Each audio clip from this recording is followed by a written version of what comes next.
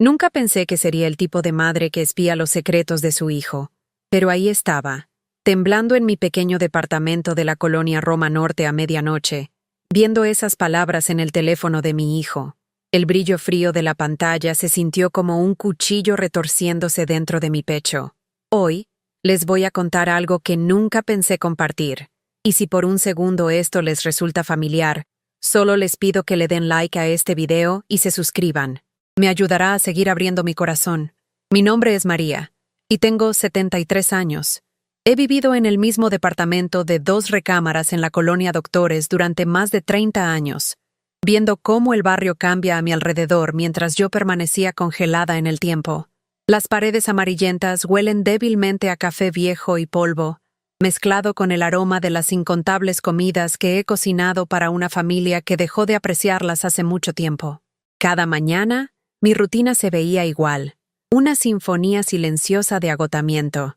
Arrastraba los pies hasta la cocina con mis pantuflas desgastadas, mis rodillas doliendo con cada paso, solo para encontrar el fregadero lleno de trastes sucios que mi hijo había dejado. A veces había una nota fría sobre la barra, escrita con su letra desordenada, pidiendo dinero. Siempre pidiendo dinero. La vida se sentía pesada, como tragar vidrio molido todos los días. El peso de las expectativas, de ser necesitada pero nunca valorada, presionaba mis hombros como un abrigo hecho de plomo. Me había convertido en un fantasma en mi propia casa, siguiendo los movimientos de la maternidad, sin nada de la alegría que una vez sentí. Esa noche particular de noviembre, el desgarramiento habitual me abrumó más de lo usual. Había sido ignorada todo el día. Mis mensajes quedaron sin respuesta. La invitación a cenar que le había extendido a mi hijo fue cancelada a último minuto con apenas una excusa.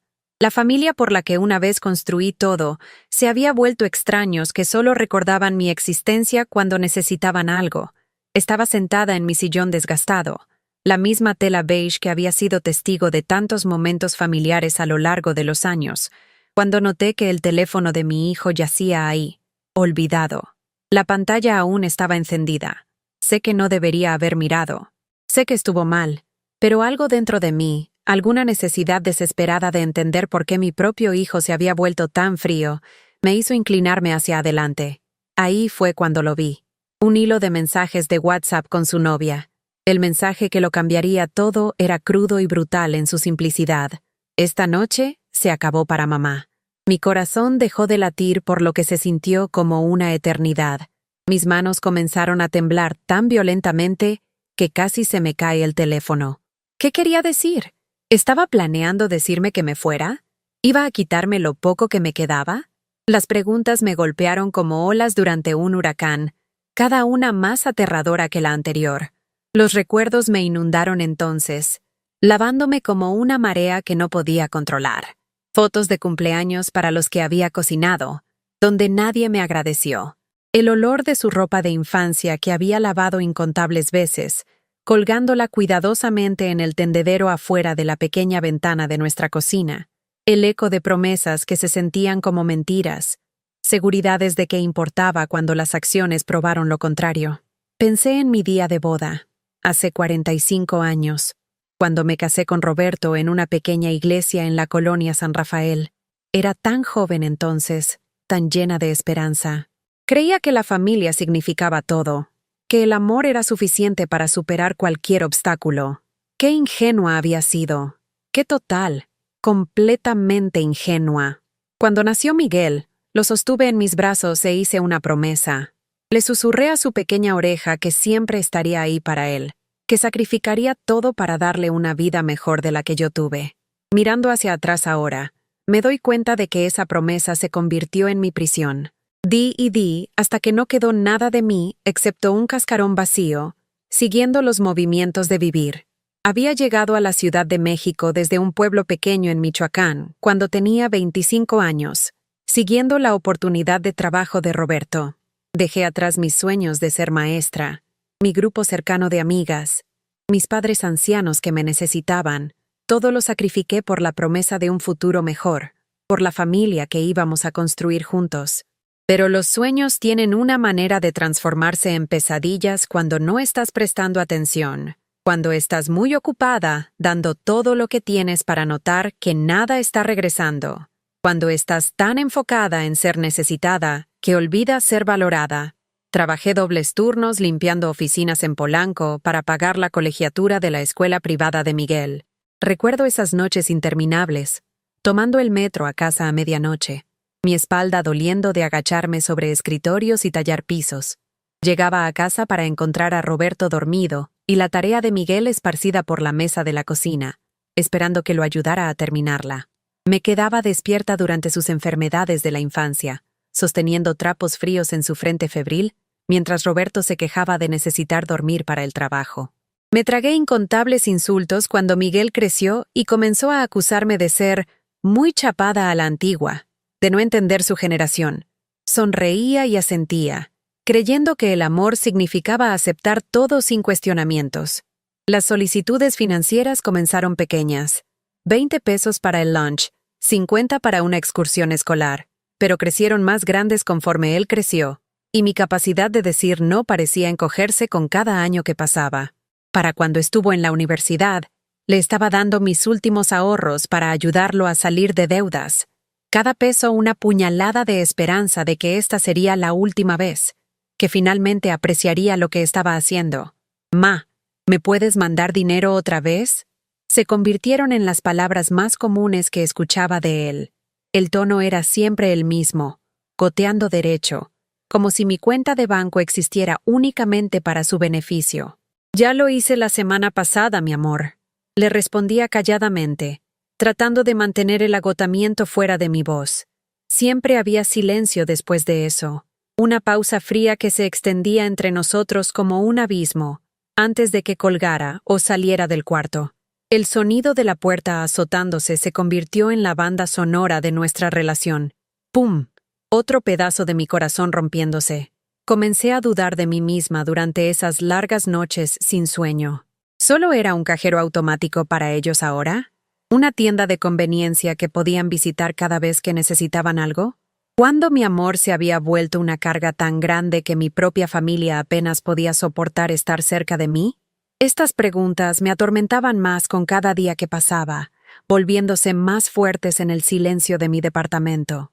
El patrón se volvió tan predecible que era casi cómico. Miguel llamaba cuando su tarjeta de crédito estaba al límite, cuando su renta vencía, cuando quería llevar a su novia a algún lugar bonito. ¿Pero mi cumpleaños? Mi cumpleaños llegaba y se iba sin siquiera una llamada telefónica. La mañana de Navidad, despertaba sola mientras él pasaba las fiestas con amigos, alegando estar muy ocupado para visitarme. Cuando me enfermé de neumonía el invierno pasado, pasé 3 días en el Hospital General. 3 días mirando paredes blancas y escuchando el pitido de las máquinas, preguntándome si alguien siquiera notaría que me había ido. Las enfermeras seguían preguntando sobre mi familia, sobre visitantes viniendo a verme. Puse excusas. Les dije que mi hijo estaba viajando por trabajo, que mi esposo no podía conseguir tiempo libre. La verdad era demasiado humillante para admitir. Miguel no se preocupó por mí ni una vez, ni un solo mensaje preguntando cómo me sentía, ni un «que te mejores pronto».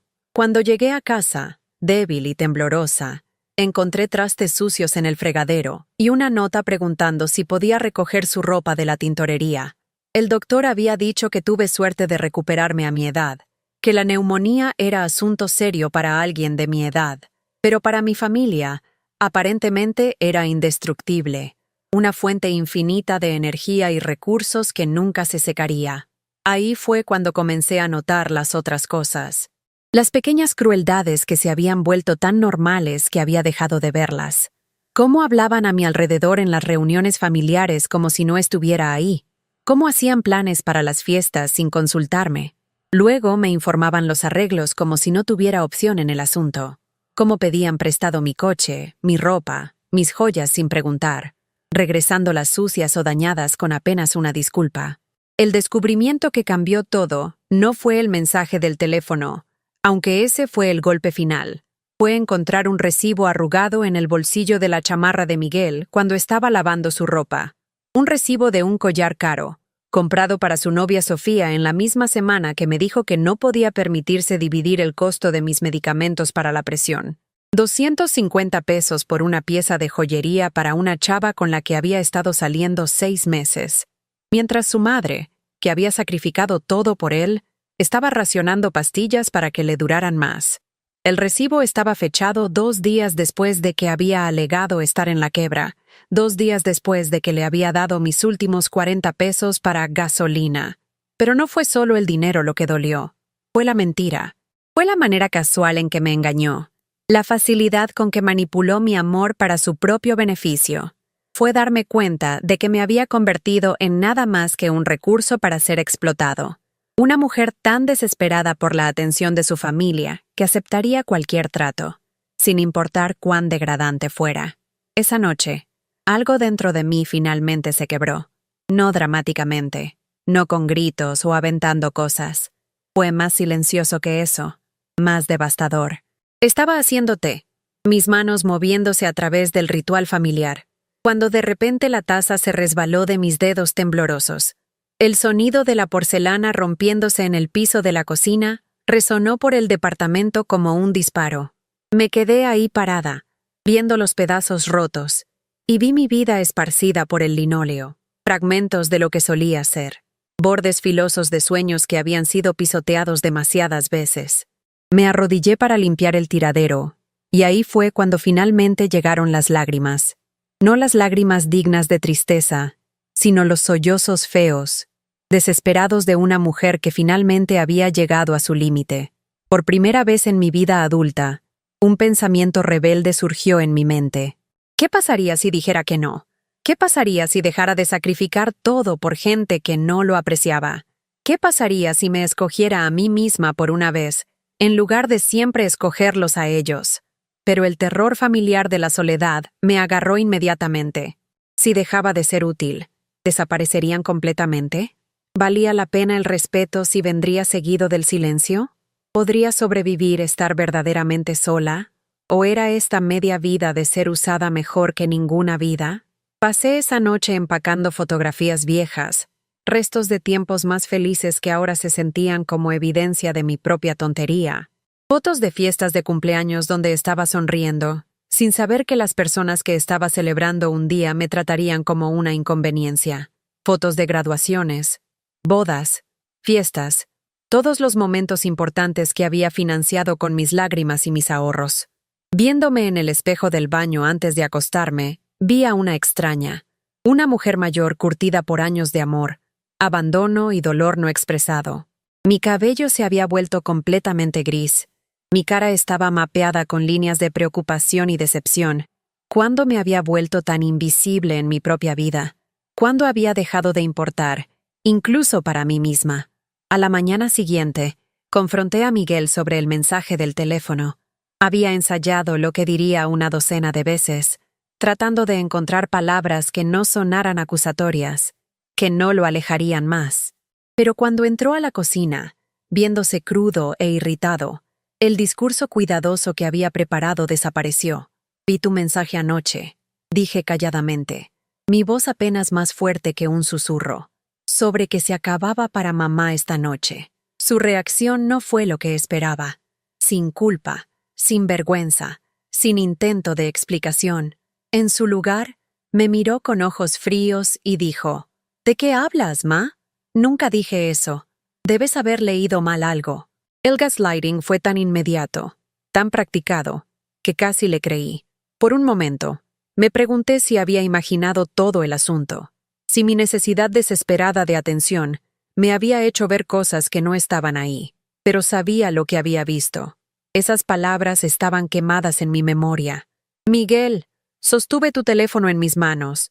Leí el mensaje a Sofía sobre ¿revisaste mi teléfono? Me interrumpió, su voz alzándose con indignación. Esa es una violación de mi privacidad, ma. Ese no es comportamiento normal. Y de repente yo era la villana en mi propia historia. Yo era la que había hecho algo malo, la que necesitaba disculparse. Fue manipulación magistral, la manera en que convirtió mi dolor en mi culpa, mi descubrimiento de su crueldad en evidencia de mi inestabilidad. Mi esposo Roberto salió de la recámara, despertado por las voces alzadas. Cuando traté de explicar lo que había pasado, Desestimó mis preocupaciones con un ademán despectivo de la mano. «Te lo estás imaginando, María», dijo, ni siquiera viéndome mientras se servía su café. «Has estado estresada últimamente. Tal vez deberías ver a alguien sobre eso». La traición de Roberto dolió más que las mentiras de Miguel. Este era el hombre que había prometido amarme y cuidarme, que había estado a mi lado en una iglesia de la San Rafael y había jurado ser mi compañero en todo. Ahora estaba desestimando mi dolor como enfermedad mental, alineándose con nuestro hijo contra mí. Mi hija Jennifer, que vivía en Polanco con su esposo banquero de inversiones, evitó la conversación completamente. Cuando le hablé más tarde ese día, tratando de encontrar a alguien en mi familia que escuchara, me cortó antes de que pudiera terminar de explicar. «Ma, no tengo tiempo para drama familiar en este momento», dijo, su voz cortante y profesional incluso cuando hablaba con su propia madre. «Estamos cerrando un negocio grande esta semana. ¿Podemos hablar de esto después?» Después nunca llegó. Nunca llega cuando la gente no quiere escuchar lo que tienes que decir. Me quedé sola con mi dolor, rodeada por una familia que había construido un muro de indiferencia alrededor de ellos mismos, excluyéndome de la vida que había creado para ellos. Pero en esa oscuridad encontré un destello inesperado de luz. La señora Elena Álvarez, mi vecina de enfrente, se pasó esa noche con un recipiente de sopa casera. Era una mujer vivaz de 80 años que se había mudado a la Doctores desde Puebla hacía 50 años. A diferencia de mi familia, siempre me había visto, realmente visto, como una persona digna de respeto y bondad. «Escuché voces antes», dijo gentilmente, acomodándose en mi mesa de la cocina como si perteneciera ahí. «Te ves como si necesitaras una amiga». Me quebré completamente entonces, contándole todo, sobre el mensaje del teléfono, sobre los años de ser tomada por sentada, sobre la soledad que me estaba comiendo viva desde adentro. La señora Álvarez escuchó sin juzgar, sosteniendo mis manos como una línea de vida mientras derramaba décadas de dolor acumulado. «Te veo, María», dijo cuando finalmente me quedé sin palabras. «Mereces mucho mejor que esto. Has pasado tantos años cuidando a todos los demás, pero ¿quién te cuida a ti?» Era una pregunta tan simple, pero me pegó como un golpe físico. ¿Quién me cuidaba a mí? ¿Cuándo fue la última vez que alguien había preguntado qué necesitaba, qué quería, cómo me sentía? ¿Cuándo me había vuelto tan invisible que incluso yo había olvidado que existía? La señora Álvarez tenía su propia historia de dificultades familiares.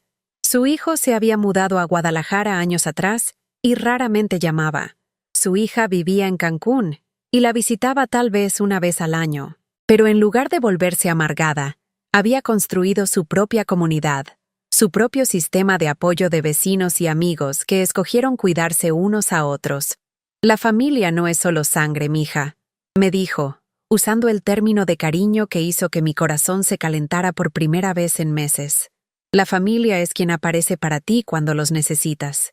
Y ahora mismo, tu familia de sangre no está apareciendo». Esa conversación plantó una semilla en mi mente.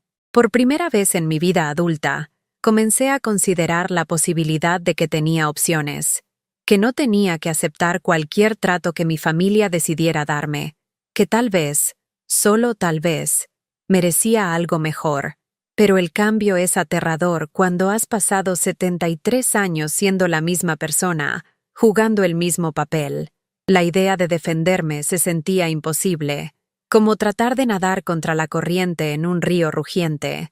Cada instinto que tenía me decía que me quedara callada, que aceptara las migajas de afecto que me aventaban, que estuviera agradecida por cualquier atención que me dieran. Me tomó 3 semanas juntar el valor para hacer mi primera resistencia. Miguel había llamado otra vez, por supuesto, pidiendo dinero. Esta vez era para un depósito de seguridad en un nuevo departamento. Él y Sofía habían encontrado un lugar en la Roma, y necesitaba 2,000 pesos para asegurarlo. 2,000 pesos. Más que mi pensión mensual del IMSS. Dinero que no tenía, que me requeriría usar el pequeño fondo de emergencia que había estado construyendo por años. Dinero que me dejaría comiendo arroz y frijoles los próximos 2 meses, racionando todo para llegar a fin de mes. En el pasado, habría encontrado una manera. Habría llamado al banco, preguntado sobre un préstamo, tal vez vendido algo de mi joyería. Lo habría hecho funcionar porque eso es lo que hacen las madres, ¿verdad? Sacrifican todo por sus hijos, sin importar el costo para ellas mismas. Pero las palabras de la señora Álvarez seguían haciendo eco en mi mente. ¿Quién te cuida a ti, María? ¿Quién aparece para ti cuando los necesitas? No puedo hacerlo esta vez, mi amor, dije, las palabras sintiéndose extrañas en mi boca. No tengo esa cantidad de dinero disponible ahora mismo. El silencio del otro lado del teléfono fue ensordecedor. Luego vino la ira, rápida y viciosa. ¿Cómo que no puedes? Ni siquiera es tanto dinero, ma. Sé que tienes ahorros. Esto es importante para mi futuro. Entiendo que es importante, dije, mi voz temblando pero de alguna manera manteniéndose firme. Pero no puedo permitirme darte 2,000 pesos ahora mismo. La manipulación vino después, tan predecible como el amanecer. ¿Cómo estaba siendo egoísta? ¿Cómo estaba saboteando su relación con Sofía? ¿Cómo una buena madre encontraría la manera de ayudar a su hijo? Qué decepcionado estaba de mí. ¿Cómo había pensado que podía contar conmigo cuando importaba? Cada palabra estaba diseñada para hacerme ceder, para correr a mi bolsa y encontrar una manera de darle lo que quería. Y casi lo hice. La culpa era abrumadora, el miedo de que estaba fallando como madre, de que estaba probando que su evaluación de mí era correcta. Pero me mantuve firme. Por primera vez en décadas, dije no y lo dije en serio. Lo siento, Miguel, pero mi respuesta no ha cambiado. Me colgó. El tono de marcar zumbó en mi oído como una acusación, y me quedé ahí sosteniendo el teléfono, preguntándome si acababa de cometer el error más grande de mi vida. ¿Acababa de escoger dinero sobre mi relación con mi hijo?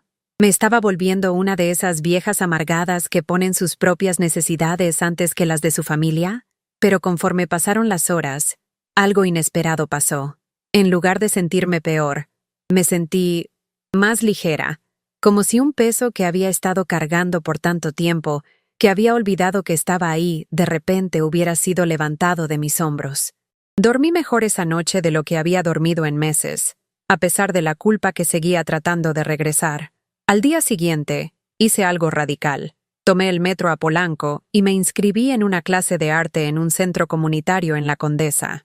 Era algo que había querido hacer por 30 años, pero siempre había pospuesto porque había la necesidad de alguien más que tomaba prioridad, el sueño de alguien más que era más importante que el mío.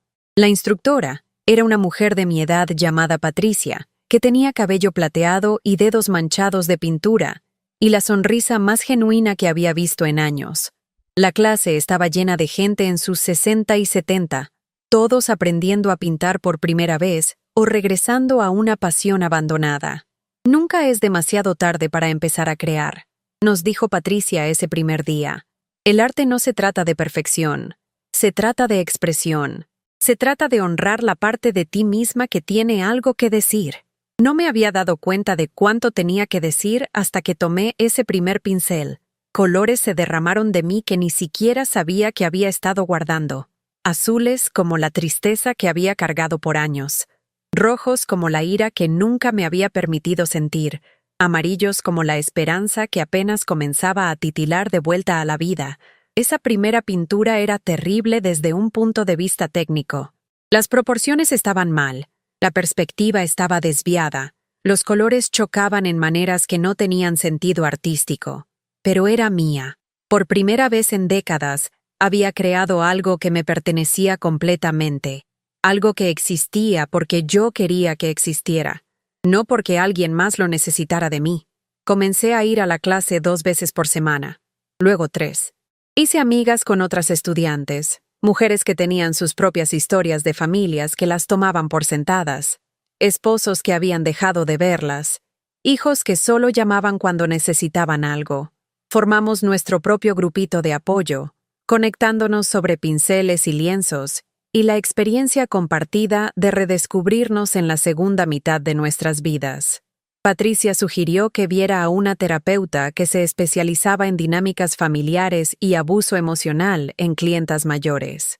Nunca había pensado en lo que me estaba pasando como abuso, pero mientras me senté en la oficina de la doctora Raquel Martínez ese primer día, Escuchándola explicar los patrones de explotación financiera y emocional en las familias, me di cuenta de que eso era exactamente lo que era. El abuso no siempre se ve como violencia, María, explicó la doctora Martínez, gentilmente. Puede ser sutil, sistemático, diseñado para hacerte cuestionar tu propio valor. Cuando los miembros de la familia consistentemente priorizan sus necesidades sobre las tuyas, cuando te manipulan emocionalmente para conseguir lo que quieren, cuando te hacen sentir culpable por tener límites, eso es abuso. La palabra se sintió demasiado fuerte al principio. El abuso era lo que les pasaba a otras personas, gente en peores situaciones que la mía. Mi familia no me estaba golpeando o gritándome, solo me estaban tomando por sentada, usando mi amor contra mí, haciéndome sentir invisible en mi propia vida. Pero conforme las sesiones continuaron, el panorama se volvió más claro. Aprendí sobre manipulación emocional, sobre gaslighting, sobre las maneras en que la gente que se supone te ama puede lentamente erosionar tu sentido de ti misma hasta que olvidas que tienes derecho a decir no. Aprendí que el amor no se supone que duela, que el respeto se supone que fluya en ambas direcciones, que ser necesitada no es lo mismo que ser valorada. La doctora Martínez me ayudó a establecer límites, empezando pequeño. Ya no daría dinero sin un acuerdo escrito sobre el reembolso. No dejaría todo para resolver las emergencias de otras personas. Pediría lo que necesitaba en lugar de siempre dar a otros primero. Abrí una nueva cuenta de banco que mi familia no conocía, lentamente moviendo dinero ahí de mi cuenta conjunta con Roberto. No era mucho, pero se sintió como libertad tener algo que me perteneciera completamente. Me reuní con un abogado sobre mis derechos respecto al departamento, sobre protegerme financieramente conforme envejecía. Cada paso se sintió monumental, como aprender a caminar de nuevo. Cada límite que establecí vino con una ola de culpa, una voz en mi cabeza diciéndome que estaba siendo egoísta, que las buenas madres no se ponen a sí mismas primero. Pero seguí de todas maneras, agarrándome a las palabras de la señora Álvarez como una oración. Mereces algo mejor que esto. La reacción de mi familia fue rápida y predecible. Roberto estaba furioso cuando descubrió la nueva cuenta de banco, acusándome de esconder dinero y ser secreta. Miguel me llamó llorando, diciendo que él y Sofía podrían perder su departamento porque lo había abandonado en su momento de necesidad.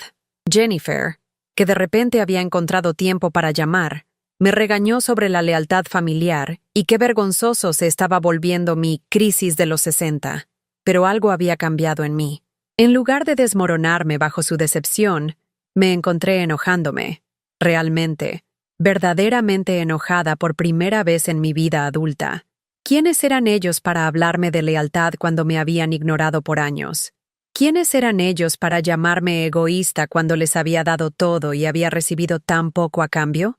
No estoy teniendo una crisis de los 60, le dije a Jennifer calmadamente durante uno de sus regaños. Estoy teniendo una vida. Tal vez deberías intentarlo alguna vez.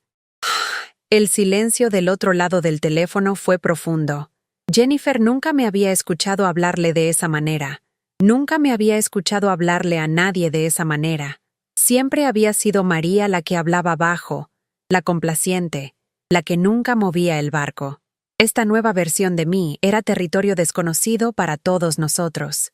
Pasaron meses. Miguel dejó de llamar a menos que necesitara algo, e incluso entonces, sus peticiones se volvieron menos frecuentes conforme aprendió que ya no era una fuente garantizada de fondos. Roberto continuó su campaña pasivo-agresiva, haciendo comentarios sarcásticos sobre mi egoísmo y mis nuevas amigas, que estaban poniéndome ideas en la cabeza, pero estaba cambiando en maneras que iban más profundo que solo decir no a peticiones financieras. Estaba redescubriendo partes de mí misma que habían estado dormidas por décadas. Comencé a leer otra vez, devorando libros que escogí para mi propio placer, en lugar de tomar lo que alguien más había dejado por ahí. Comencé a tomar caminatas en el bosque de Chapultepec, algo que siempre había querido hacer pero nunca había hecho tiempo. La señora Álvarez y yo nos volvimos amigas genuinas, no solo vecinas. Tomábamos café juntas en las mañanas, compartiendo historias sobre nuestras vidas, nuestros sueños, nuestras decepciones. Ella me enseñó a jugar dominó, y yo le enseñé algunas de las técnicas de pintura al óleo que había aprendido en clase. Creamos nuestra propia burbujita de respeto y afecto mutuo, prueba de que la familia podía ser escogida tanto como dada. El punto de inflexión llegó 8 meses después de esa noche que vi el mensaje de Miguel en el teléfono. Mi familia decidió organizar lo que llamaron una intervención, reuniéndose en mi departamento un domingo por la tarde para abordar mi comportamiento preocupante. Se sentaron alrededor de mi mesa de la cocina como un tribunal, sus caras serias y desaprobatorias. Roberto habló primero, su voz tomando el tono paternalista que usaba cuando pensaba que estaba siendo irrazonable. María, estamos preocupados por ti. Esto no es como tú, guardando secretos, actuando independientemente. Pensamos que podrías estar experimentando algún tipo de colapso nervioso. Jennifer asintió, su expresión una de preocupación forzada. Ma, has estado diferente últimamente. Distante. Es como si ya no te importara la familia. Miguel, que apenas me había hablado en meses, de repente encontró su voz. Solías ser una persona tan generosa, Ma, una madre tan cariñosa. Ahora es como si solo pensaras en ti misma. La ironía era asombrosa. Esta gente que me había ignorado, usado, tomado por sentada por años, estaba sentada en mi casa diciéndome que yo era el problema, que mi nuevo sentido de autoestima era un problema de salud mental, que mis límites eran evidencia de que no me importaban. Escuché todo sin decir una palabra, sintiéndome extrañamente calmada. Luego me levanté y caminé a mi recámara, regresando con una foto desvanecida de todos nosotros de Navidad hace 5 años. En la foto, estaba sonriendo, rodeada por mi familia, viéndome feliz. Pero recordaba ese día claramente ahora, cómo había cocinado por 12 horas, cómo nadie había ayudado con los trastes, cómo Miguel había pedido dinero para un viaje de esquí antes de que sirvieran el postre. Sostuve la foto por un momento, viendo a la mujer que solía ser. Luego, sin ceremonia, la rompí por la mitad. El sonido del papel rompiéndose llenó la cocina como un trueno. Todos me vieron en shock, como si acabara de cometer un acto de violencia en lugar de destrucción de mi propia propiedad. Ya no voy a comprar amor, dije, mi voz firme y clara. Ya no voy a aceptar migajas de atención a cambio de todo lo que tengo para dar. Respétenme o piérdanme. Esas son sus opciones. El cuarto explotó en protestas. Roberto me llamó dramática. Jennifer me acusó de tener una ruptura completa con la realidad. La cara de Miguel se puso pálida, su sonrisa usual reemplazada por algo que se veía casi como miedo. «No puedes decir eso en serio, Ma», dijo, su voz más pequeña de lo que la había escuchado en años. «Somos familia. Se supone que la familia se ame», le respondí. «No que se use, no que se explote, no que se quite hasta que no quede nada». Trataron de discutir conmigo, de voltear mis palabras de vuelta, de hacerme la villana en la historia otra vez. Pero las palabras se quedaron sin fuerza esta vez. Había encontrado mi voz y no iba a dejar que me la quitaran otra vez. Tienen 6 meses para mostrarme que quieren una relación real conmigo, continué. No como un cajero automático o una sirvienta o una niñera, sino como una persona digna de respeto. Si no pueden hacer eso, entonces no tenemos nada más de qué hablar. El ultimátum colgó en el aire como humo. Se fueron poco después, murmurando entre ellos sobre mis demandas irrazonables y mis expectativas imposibles. Pero me sentí más ligera de lo que me había sentido en años, como si finalmente hubiera exhalado después de contener la respiración por décadas. Justo cuando pensé que lo peor había quedado atrás, cuando estaba empezando a creer que tal vez, solo tal vez, podía construir un nuevo tipo de relación con mi familia, Miguel entregó un golpe final. Creó una publicación en redes sociales, un mensaje largo e incoherente sobre cómo su madre había abandonado a su familia en búsqueda de intereses egoístas, cómo me había vuelto fría y sin corazón, más interesada en mis amigas del arte que en mi propia carne y sangre, cómo había cortado el apoyo financiero durante su momento de necesidad, forzándolo a él y Sofía a luchar innecesariamente. La publicación fue compartida por miembros de la familia extendida, vista por vecinos, vista por gente de nuestra iglesia. Mi teléfono empezó a sonar con amigos preocupados preguntando qué estaba pasando, por qué estaba siendo tan cruel con mis hijos, si estaba teniendo algún tipo de colapso nervioso. El asesinato de carácter fue rápido y completo. Pasé de ser vista como una madre devota a ser susurrada como una vieja egoísta que le había dado la espalda a su familia. La humillación fue aplastante, la naturaleza pública de todo haciéndolo peor. Pero lo que más me sorprendió fue mi reacción. En lugar de desmoronarme, en lugar de correr a defenderme o rogar a Miguel que quitara la publicación, simplemente no respondí. La leí una vez, sentí el pinchazo, y luego cerré la app. Había aprendido algo importante en esos meses de terapia y autodescubrimiento. Las opiniones de otras personas sobre mí, incluso cuando dolían, no eran más importantes que mi propio conocimiento de la verdad. Sabía quién era ahora, sabía lo que merecía, sabía que no era la villana en esta historia sin importar cómo trataran de pintarme. El daño era real, pero también lo era mi crecimiento. Había sobrevivido su peor ataque, y aún seguía en pie. Eso se sintió como victoria suficiente. La verdadera transformación comenzó después de esa confrontación final, con la naturaleza verdadera de mi familia finalmente revelada completamente.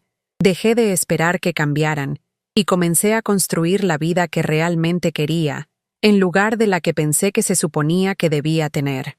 Compré un boleto de autobús a Cuernavaca, donde mi amiga de la infancia Dorothy vivía en una casita pequeña rodeada de bugambilias y silencio.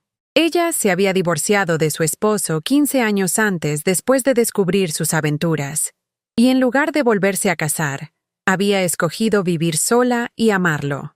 «Ven a quedarte el tiempo que quieras», me había dicho cuando le hablé, desesperada por alejarme de la ciudad y el peso de la desaprobación de mi familia. «Tengo mucho espacio y demasiado silencio para una persona». Esas 2 semanas en Cuernavaca cambiaron mi perspectiva sobre todo. Lejos del ruido y las demandas constantes de la ciudad, redescubrí lo que se sentía despertar sin ansiedad, irme a dormir sin culpa. Pinté paisajes desde el patio trasero de Dorothy, capturando la manera en que la luz de la mañana se filtraba a través de los árboles como esperanza hecha visible. Dorothy y yo platicamos por horas, compartiendo historias sobre los matrimonios que habíamos aguantado, los hijos que habíamos criado, los sueños que habíamos diferido. Ella tenía sus propios cuentos de ser tomada por sentada, de sacrificar todo por gente que apenas se acordaba de agradecerle. Pero ella se había liberado 10 años antes, y ahora vivía exactamente como le placía. «El secreto», me dijo una noche mientras nos sentamos viendo el atardecer, «es recordar que no le debes a nadie tu existencia completa. Puedes amar a la gente sin desaparecer en ellos. Puedes cuidar a la familia sin dejar que te consuman». Cuando regresé a la Doctores, me sentí como una persona diferente. El departamento se veía más pequeño de alguna manera, menos importante. Siempre había pensado en él como mi hogar, pero ahora me daba cuenta de que se había vuelto más como una prisión, un lugar donde desempeñaba el papel de la madre y esposa abnegada, sin nunca cuestionar si eso era quien quería ser. Comencé a hacer cambios inmediatamente. Reacomodé los muebles, poniendo mi caballete y pinturas en la esquina donde solía estar el sillón viejo de Roberto. Colgué mis pinturas en las paredes, reemplazando fotos familiares con imágenes que había creado con mis propias manos. Compré ropa de cama nueva en colores que me gustaban, no los tonos neutrales que Roberto prefería. Más importante, continué mis clases de arte y expandí mi círculo social. Patricia me presentó con otras estudiantes, mujeres que tenían historias y opiniones interesantes y vidas fuera de sus familias. Comenzamos a reunirnos para café después de clase.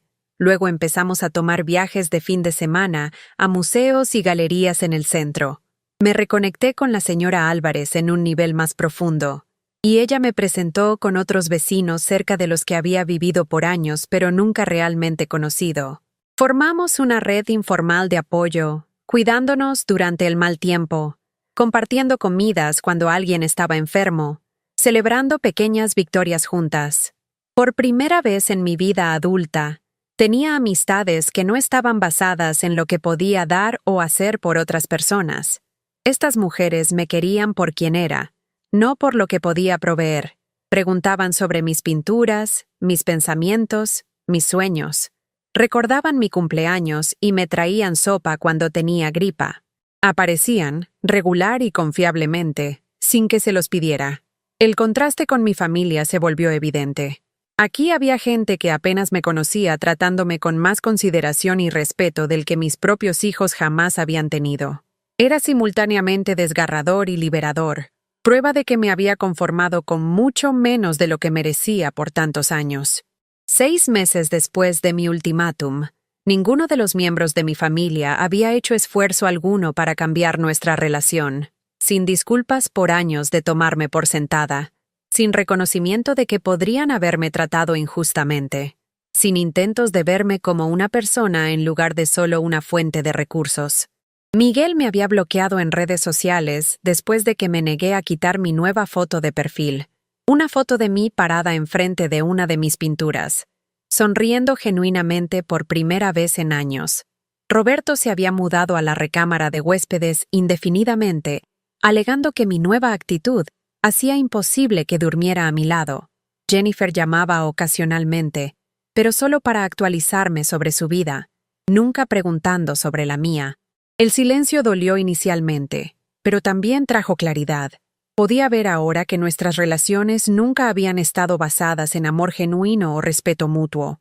Habían sido transaccionales, construidas en mi disposición a dar infinitamente a cambio de su aceptación condicional. Ahora que había dejado de dar todo, no tenían nada más que decirme, pero yo estaba diciendo mucho. Mis pinturas habían mejorado dramáticamente, y Patricia me animó a inscribir un show de arte local para ciudadanos mayores.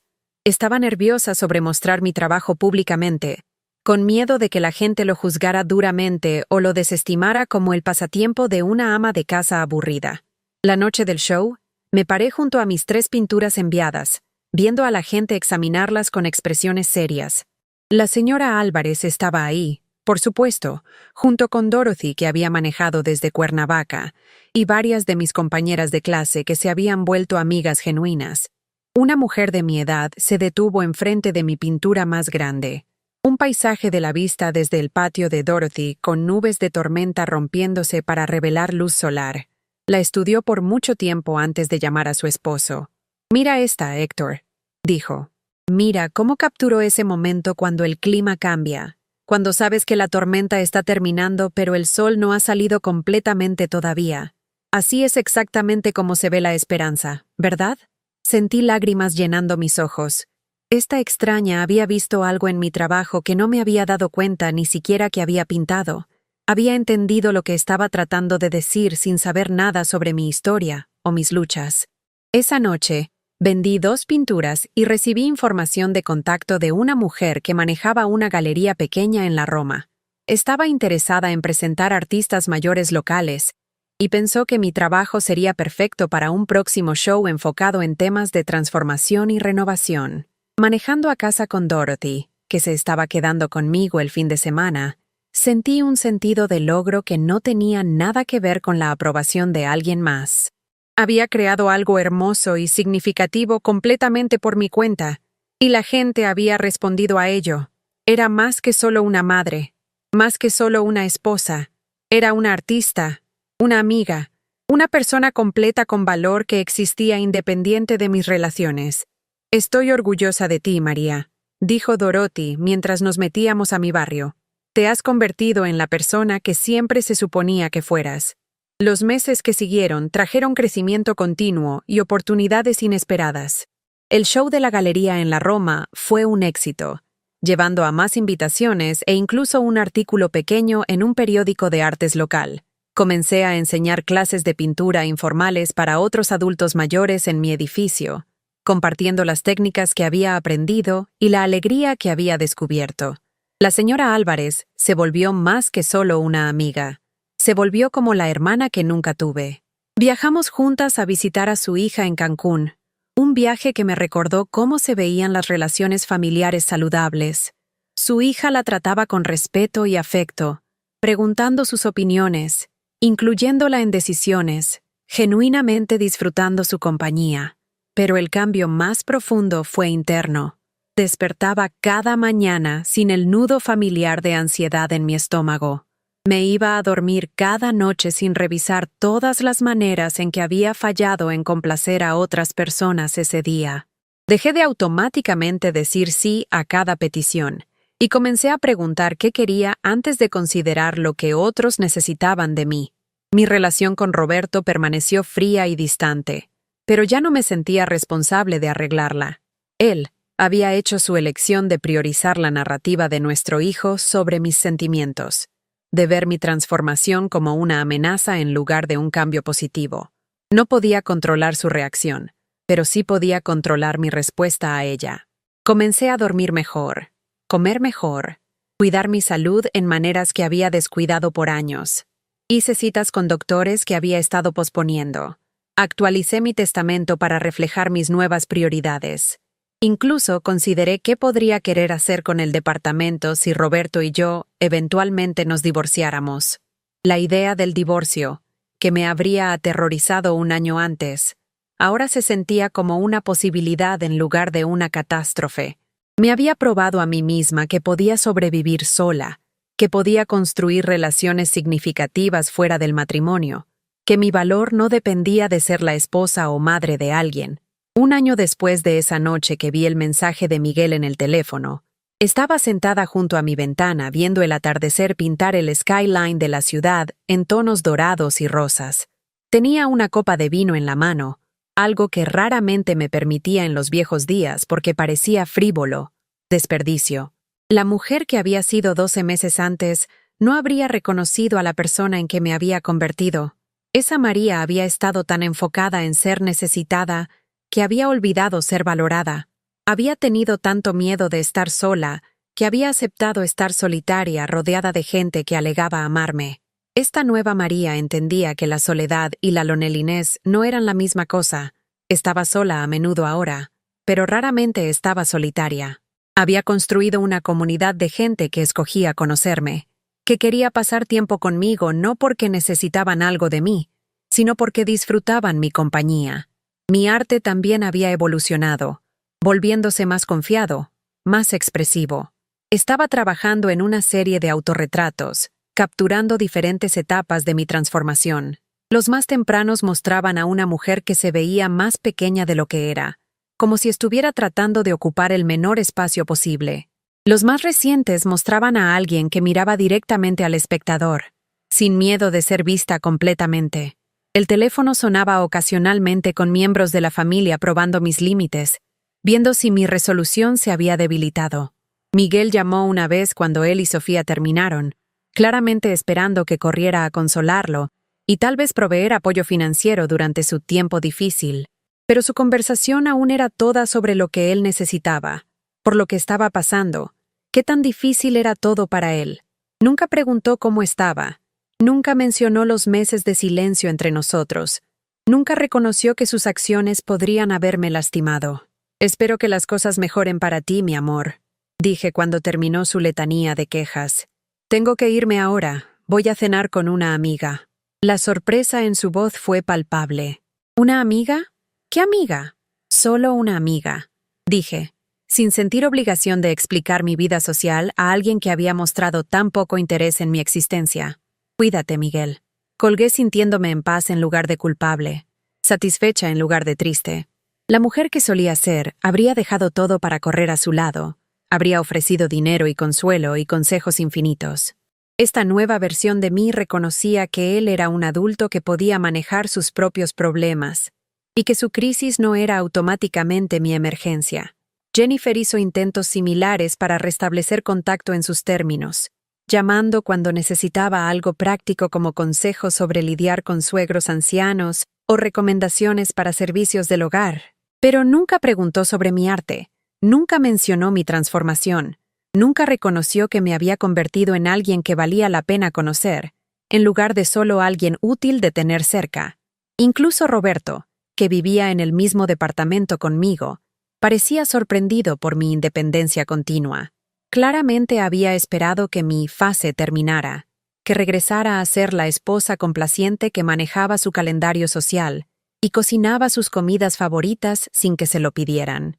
En su lugar, continué pintando, continué haciendo mis propios planes, continué tratándolo como un roommate en lugar del centro de mi universo. ¿No lo extrañas?, me preguntó la señora Álvarez un día mientras caminábamos por Chapultepec, admirando las flores de primavera. Ser necesitada todo el tiempo, tener familia cerca. Pensé en su pregunta seriamente.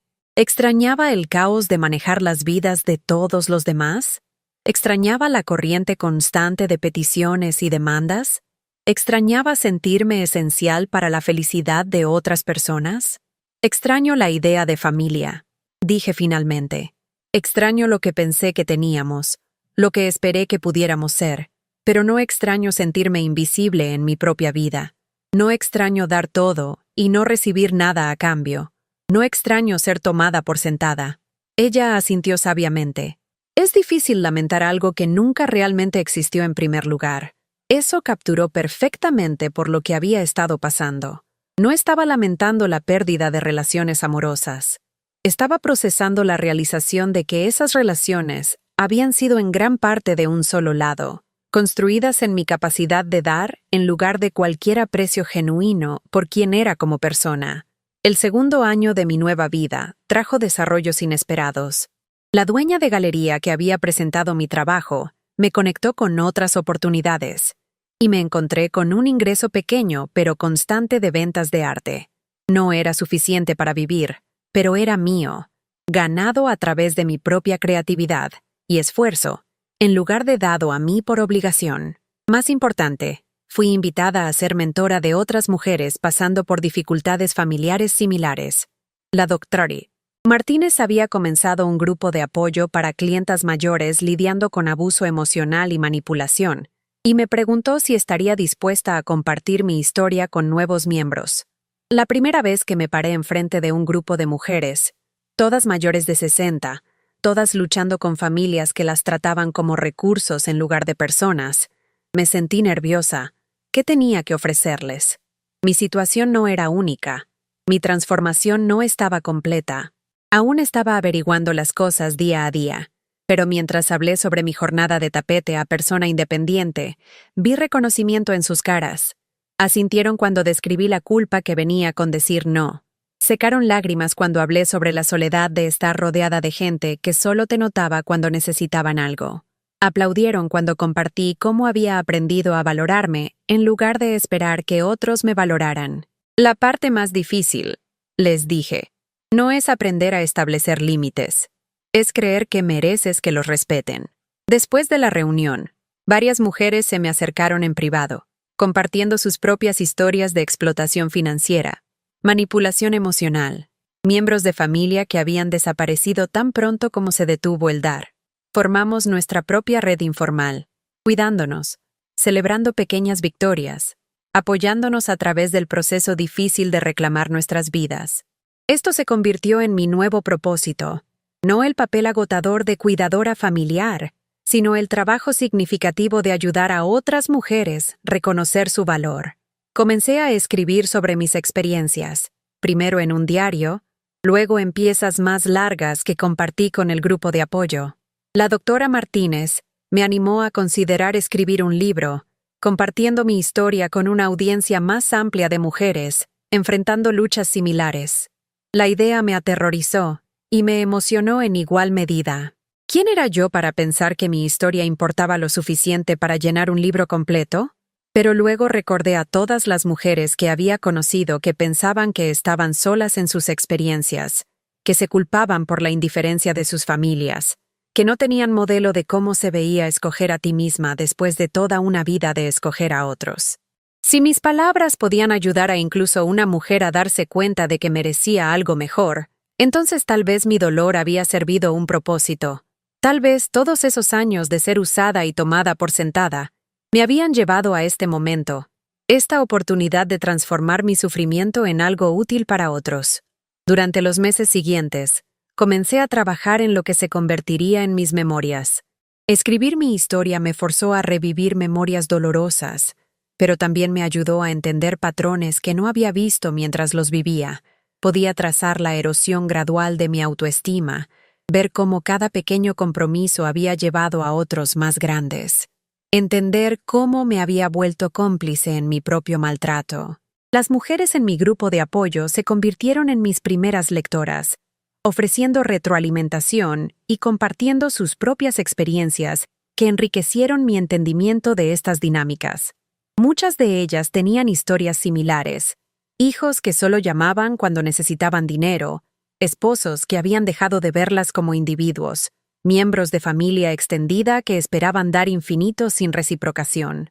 «Tu historia me dio permiso de estar enojada», me dijo una mujer después de leer un borrador temprano. «He pasado tantos años creyendo que las buenas madres nunca dicen no, que las esposas amorosas siempre se ponen últimas.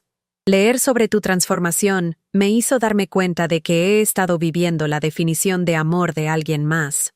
Dorothy se convirtió en otra lectora crucial, alguien que podía proveer perspectiva en mi jornada desde afuera. Me ayudó a entender qué detalles importaban más, qué momentos capturaban la verdad universal bajo mis circunstancias particulares. «Lo que más me llama la atención», dijo después de leer varios capítulos, «es que tan claramente puedes ver ahora lo que no pudiste ver entonces». La mujer que dejó que Miguel la manipulara por dinero no podía reconocer los patrones que parecen tan obvios en retrospectiva. Eso es lo que hace la recuperación tan difícil. Tienes que simultáneamente sanarte del daño y aprender a confiar en tus propias percepciones otra vez. El proceso de escribir el libro tomó más de un año, pero le dio estructura a mi sanación en maneras que no había esperado. Cada capítulo me forzó a examinar un aspecto diferente de mi transformación, a articular lecciones que aún estaba aprendiendo. Escribí sobre la culpa que acompañó cada límite, el miedo que vino con la independencia financiera, el dolor de darme cuenta de que las relaciones familiares que había atesorado existían principalmente en mi imaginación, pero también escribí sobre la alegría de descubrir mis habilidades artísticas, la satisfacción profunda de amistades basadas en respeto mutuo, la paz que vino con dormir en mi propia cama, sin preocuparme por las necesidades o estados de ánimo de alguien más. Escribí sobre la señora Álvarez enseñándome a hacer sofrito, sobre Dorothy mostrándome cómo identificar diferentes tipos de flores silvestres. Estas nuevas relaciones me habían enseñado cómo se veían las conexiones saludables. Había dar y tomar, pero fluía naturalmente en lugar de ser demandado o manipulado. Había apoyo durante tiempos difíciles, pero se ofrecía libremente en lugar de ser extraído a través de culpa. Había genuino interés en las vidas, pensamientos, sueños, miedos de cada uno, no solo en lo que la otra persona podía proveer. Cuando mi manuscrito estuvo completo, la doctora Martínez me ayudó a conectar con una editorial pequeña que se especializaba en memorias sobre recuperación familiar y transformación personal. El proceso de edición fue desafiante, forzándome a ser incluso más honesta sobre mi propio papel en habilitar dinámicas no saludables, pero también me ayudó a reconocer qué tan lejos había llegado. El día que mi libro fue aceptado para publicación, llamé a toda mi familia escogida para compartir las noticias. La señora Álvarez lloró de alegría, recordando a la mujer quebrada que había sollozado en su mesa de cocina 2 años antes. Dorothy manejó desde Cuernavaca con una botella de champán e insistió en que celebráramos apropiadamente. La respuesta de mi familia biológica a la publicación del libro fue predeciblemente mixta. Roberto me acusó de airear la ropa sucia por ganancia, como si mi historia le perteneciera a él en lugar de a mí. Miguel llamó al libro una traición y amenazó con escribir su propia versión de los eventos, aunque nunca lo siguió. Jennifer contrató un abogado para ver si podía prevenir la distribución, pero aprendió que la verdad es una defensa contra demandas por difamación. La ironía no se me perdió. La misma gente que había ignorado mi voz por décadas, ahora estaba indignada de que la estuviera usando para contar mi propia historia. Estaban más molestos por mí hablando sobre su comportamiento de lo que jamás habían estado sobre el comportamiento en sí. Pero la respuesta de las lectoras fue abrumadora. Mujeres a través del país escribieron para agradecerme por darles lenguaje para experiencias que habían pensado que eran únicamente vergonzosas. Compartieron sus propias historias de explotación financiera, manipulación emocional, familias que las veían como recursos en lugar de personas. Muchas dijeron que leer mi libro les había dado permiso para empezar a establecer sus propios límites. Siempre pensé que el problema era que no estaba dando suficiente, escribió una lectora. Tu libro me ayudó a ver que el problema era que estaba dando todo, y ellos lo estaban tomando sin nunca considerar lo que me costaba. Otra mujer compartió que había comenzado clases de arte después de leer sobre mi jornada de pintura. Tengo 67, y tomé un pincel por primera vez desde la preparatoria. Soy terrible en esto, pero nunca había sido más feliz. El evento de lanzamiento del libro en la Galería de la Roma, donde había mostrado mi trabajo por primera vez, estuvo lleno hasta no caber más gente. Muchos de los miembros de mi grupo de apoyo estaban ahí, junto con la señora Álvarez, Dorothy, y docenas de mujeres que nunca había conocido que habían encontrado algo útil en mi historia. Durante la sección de preguntas y respuestas, una mujer levantó la mano y preguntó la pregunta que había estado temiendo. ¿Alguna vez se arrepiente de haberse escogido a sí misma sobre su familia? Pensé por un largo momento antes de responder. No me escogí a mí misma sobre mi familia, dije finalmente. Me escogí a mí misma en lugar del papel que querían que jugara. Los verdaderos miembros de familia celebrarían tu crecimiento. No te castigarían por tener límites. Querrían que fueras feliz y saludable, no solo útil. Otra mujer preguntó si alguna vez esperaba reconciliación con mis hijos. Espero que encuentren sus propios caminos hacia la felicidad y la salud, respondí honestamente. Pero no puedo controlar si escogen hacer el trabajo necesario para una relación genuina conmigo. Solo puedo controlar si continúo aceptando trato que me disminuye. Las preguntas continuaron por más de una hora, cada una ayudándome a articular algo que aún estaba aprendiendo sobre la recuperación de la disfunción familiar. Para cuando la noche terminó, me sentí más confiada que nunca de que compartir mi historia había sido la decisión correcta, independientemente de cómo respondiera mi familia biológica. 6 meses después de la publicación del libro, algo inesperado pasó. Recibí una carta de Miguel, escrita a mano en lugar de tecleada, lo cual inmediatamente captó mi atención, ya que normalmente se comunicaba solo a través de textos breves o mensajes en redes sociales. La carta era de 3 páginas, divagante y defensiva, pero contenía algo que nunca había escuchado de él antes. Un reconocimiento de que podría haber contribuido a nuestros problemas de relación. No era una disculpa completa o incluso una aceptación completa de responsabilidad, pero era la primera grieta en la pared de culpa que había construido alrededor de sí mismo. He estado pensando en algunas de las cosas que escribiste en tu libro, decía la carta. No estoy de acuerdo con todo, y aún creo que pudiste haber manejado las cosas diferente, pero puedo ver que tal vez no siempre fui justo contigo. Tal vez podríamos tratar de platicar alguna vez, si quieres. Leyendo sus palabras, sentí una mezcla de esperanza y cautela. Esto era más de lo que jamás me había dado antes, pero aún era condicional, aún cercado con justificaciones y excusas. Llevé la carta a mi sesión de terapia con la doctora Martínez para ayudar a procesar mi respuesta. ¿Cómo te sientes sobre esta apertura?, preguntó después de que había leído la carta en voz alta. Agradecida de que esté dispuesto a reconocer algo, dije, pero también cautelosa. Esto se siente como el mínimo, y he aprendido a no emocionarme por migajas cuando lo que necesito es una comida completa. ¿Cómo se vería una comida completa en este contexto? Pensé en su pregunta por varios minutos. Responsabilidad real por años de explotación financiera. Reconocimiento de que su publicación en redes sociales fue cruel y diseñada para lastimarme.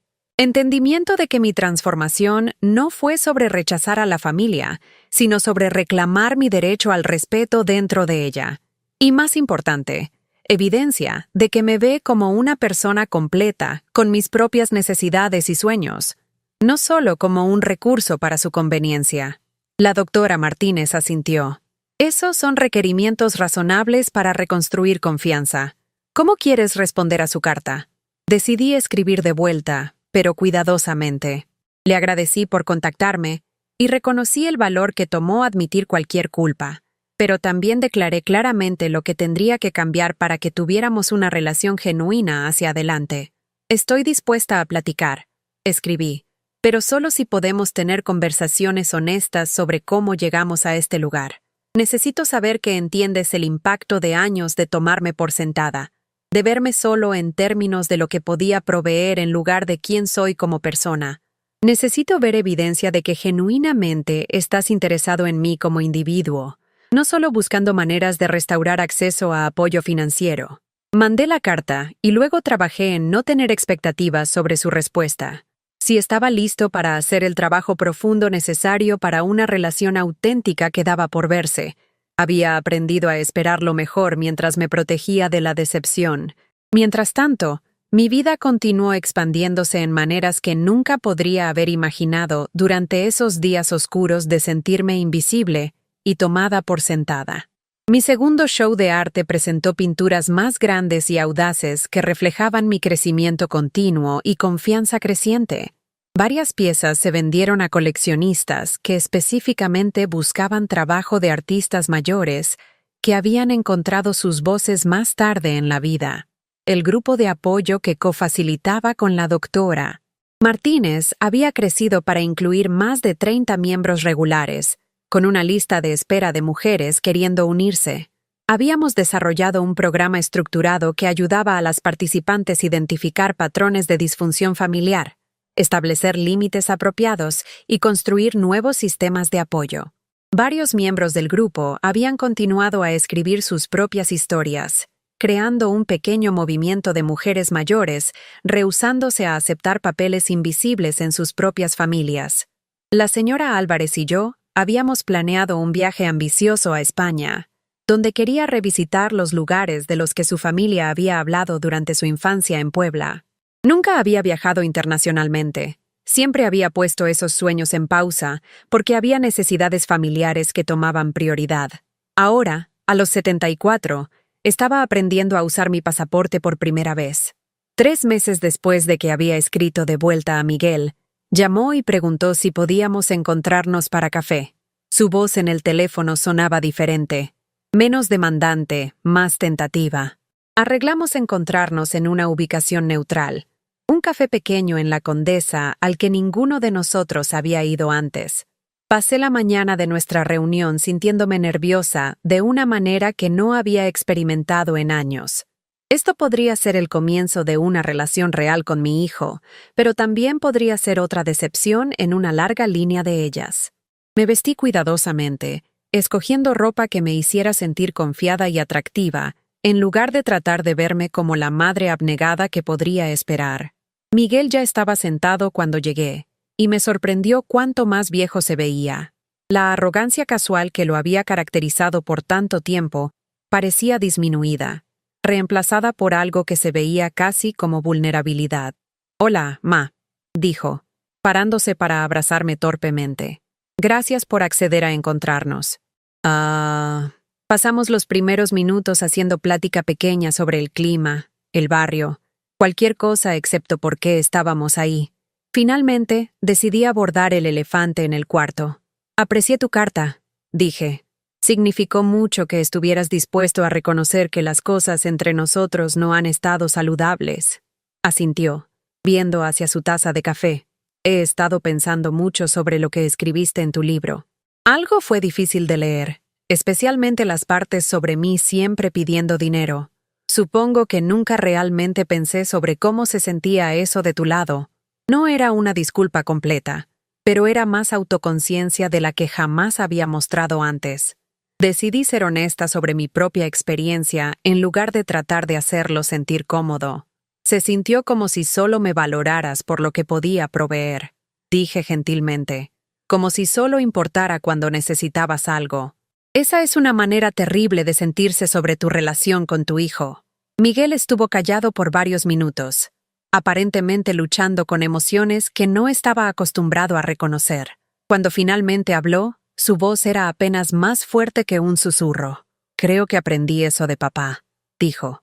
«La manera en que te trató, como si estuvieras ahí para cuidar todo para que él no tuviera que pensar en cosas del hogar. Crecí pensando que eso era para lo que estaban las madres. Esta percepción me sorprendió.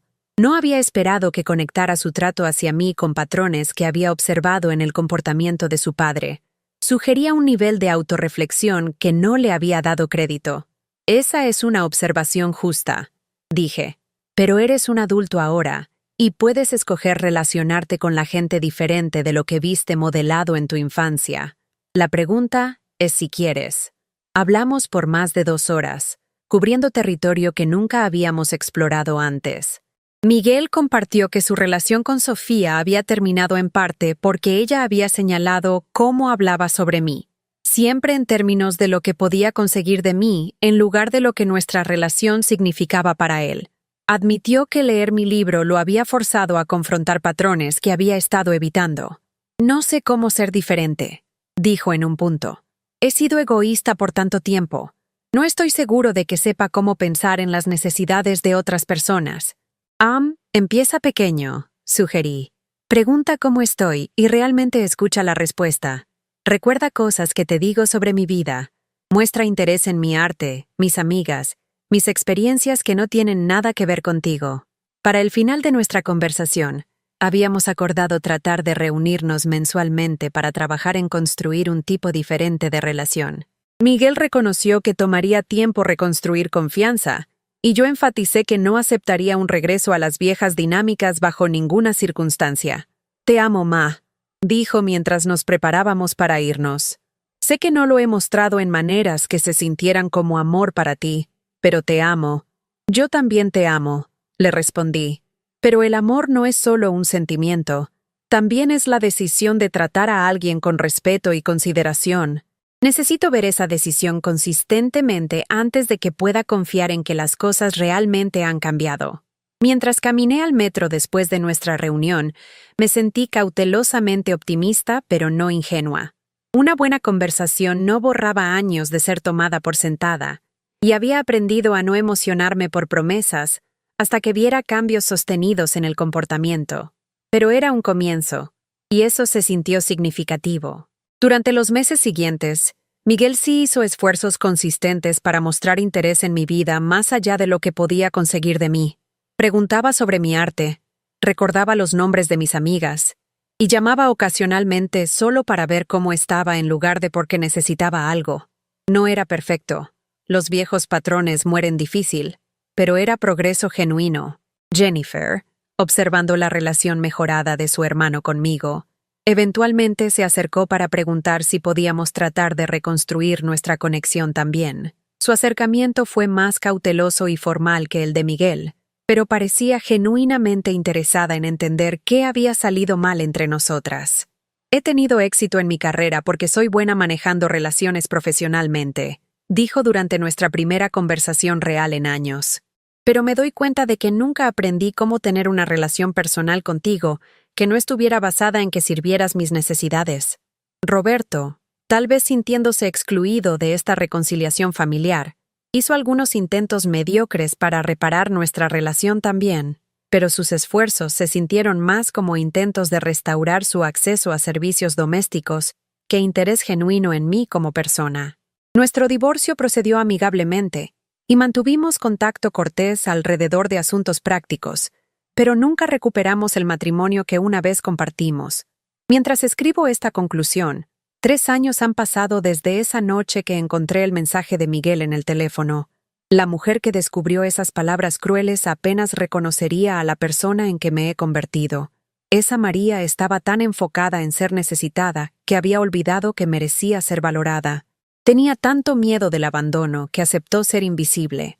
Esta María entiende que las relaciones saludables requieren respeto mutuo, que el amor no debería requerir el borrado completo de ti misma, que estar sola es mejor que estar solitaria en compañía de gente que te toma por sentada. He construido una vida llena de conexiones genuinas, cumplimiento creativo y la satisfacción profunda que viene de escogerte a ti misma, sin disculpas. Mi relación con Miguel continúa mejorando lentamente, construida ahora en respeto mutuo en lugar de dependencia financiera. Jennifer y yo estamos aprendiendo a ser amigas en lugar de mantener la dinámica agotadora madre-hija que teníamos antes. Mi familia escogida, la señora Álvarez, Dorothy, los miembros de mi grupo de apoyo, mi comunidad de arte, provee el amor y aprecio que una vez busqué desesperadamente de gente que era incapaz de darlo. El departamento que compré después del divorcio está lleno de mis pinturas, decorado en colores que amo, organizado según mis preferencias en lugar de las necesidades de alguien más. Despierto cada mañana emocionada sobre el día por delante en lugar de con temor de las demandas que podrían ponerse sobre mí. Me voy a dormir cada noche orgullosa de decisiones que he hecho para mí misma en lugar de culpable sobre maneras en que podría haber fallado a otros. Mi arte ha evolucionado en algo que nunca esperé. No solo un pasatiempo o una fuente de ingreso, sino una manera de procesar y comunicar la transformación que he sufrido. Mi serie más reciente, titulada Ya no invisible, presenta retratos de mujeres mayores en momentos de autodescubrimiento y empoderamiento. Las pinturas celebran la belleza y fuerza que viene con escogerte a ti misma después de toda una vida de escoger a otros. Mientras me siento aquí leyendo el borrador final de esta historia, preparándome para compartirla con ustedes, quiero dejarlos con la cosa más importante que he aprendido. Nunca es demasiado tarde para escogerte a ti misma. Sin importar cuánto tiempo hayas estado invisible, sin importar cuántos años hayas pasado siendo tomada por sentada, sin importar cuánta culpa sientes sobre tener necesidades y límites, mereces algo mejor. Mereces ser vista como una persona completa, no solo como alguien que provee servicios a otros. Mereces tener tus necesidades consideradas, tus sentimientos respetados, tus límites honrados. Mereces relaciones basadas en cuidado mutuo, en lugar de dar de un solo lado. Si estás viviendo en las sombras de las necesidades de otras personas, si has olvidado quién eres más allá de lo que puedes proveer a otros, si estás cansada de sentirte invisible en tu propia vida, por favor sepan que el cambio es posible. No será fácil, y algunas relaciones podrían no sobrevivir la introducción de límites saludables. Pero la alternativa es pasar el resto de tu vida sintiéndote como un fantasma en tu propia historia. No eres egoísta por querer respeto. No estás abandonando a tu familia al rehusarte a ser explotada. No eres demasiado vieja para empezar a priorizarte. Eres valiosa exactamente como eres, sin dar todo, sin sacrificarte en el altar de las expectativas de otras personas. ¿Has vivido algo así? ¿Te reconoces en mi historia? ¿Conoces a alguien que ha sacrificado todo por una familia que los toma por sentados? Comparte tu historia en los comentarios abajo. Creemos una comunidad de gente que se rehúsa a ser invisible por más tiempo. Si esta historia resonó contigo, si te dio esperanza o te hizo sentir menos sola en tus luchas, por favor dale like a este video y suscríbete. Me ayuda a alcanzar a otras personas que necesitan escuchar este mensaje, que necesitan saber que la transformación es posible sin importar cuán imposible pueda parecer ahora mismo. Juntas, podemos romper el ciclo del sufrimiento silencioso y construir vidas llenas de amor y respeto genuinos. Recuerden, importan. Sus sueños importan. Sus necesidades importan. Su voz importa. Es hora de dejar de esconderse en los márgenes de las historias de otras personas y empezar a escribir la suya propia. El mundo necesita lo que tienen que ofrecer, pero primero, necesitan creer que merecen ofrecerlo. Gracias por escuchar mi historia. Gracias por verme. Gracias por escoger valorarse lo suficiente para buscar algo mejor. El viaje de invisible a empoderada no es fácil, pero es el trabajo más importante que jamás harán. Y no tienen que hacerlo solas.